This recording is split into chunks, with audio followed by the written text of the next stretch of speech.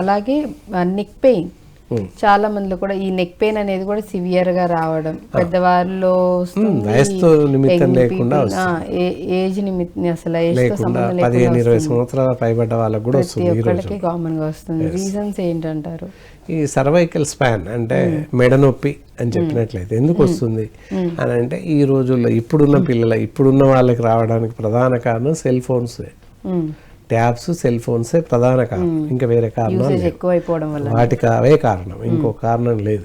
ఇలా చేతిలో పట్టుకుని ఇలా పెట్టేసి ఆడుతూ చూస్తూ ఉంటారు కదా, దానివల్ల ఇలా వంగి కూర్చుంటాం కనుక నెక్ పెయిన్ వస్తుంది ఆటోమేటికల్లీ.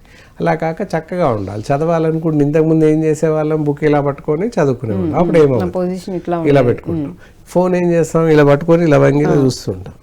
సో దానివల్ల ఏంటి, సర్వైకల్ స్పాండిలోసిస్ అంటే మెడ నొప్పి రావడానికి అవకాశాలు ఎక్కువ ఉంటాయి. ఇక్కడ కూడా ఏంటంటే తల కింది భాగం నుంచి సి స్పాన్ కిందికి వెళ్ళిపోతుంది. అప్పుడు ఈ సర్వైకల్ స్పాన్ ఎంబడి సివేన్ వెళ్తూ ఉంది. ఎప్పుడైతే కరెక్ట్ పొజిషన్లో లేక ఇలా లాగినట్టు ఉంటాం, వేన్ ఎంతసేపు ఉంటుంది, అంతసేపు సాగి ఉండాలి కదా. అది సాగి ఉండిపోయి మెడ నిలబెడితే కూడా నిలబడదు, పడిపోతుంటుంది. తర్వాత అలవాటు ఇది, habituate to the sciatic vein. సాగి అదేమవుతుంది, ముందుకు వంగిపోతుంది. మనం ఇలా అన్నా ఆగదు, మెడ కింద ముందుకే వస్తుంది. అందుకే ఏం చేస్తాం, to be support ice neck belt ఇలా పెట్టేస్తాం కిందికి రాకుండా, ఎందుకంటే పడిపోతుంది ఊరికే అని ఇలా బెల్ట్ పెట్టేస్తాం సహజంగా. ఎందుకు అంటే ఛాన్స్ అది మనం అలవాటు చేసాం కాబట్టి మెడ పడిపోతుంది ఎప్పుడు. అలా కాక మన నొప్పి వస్తుంది, ఏం చేయాలంటే ఇట్లా వంగి చదవకూడదు అంతే.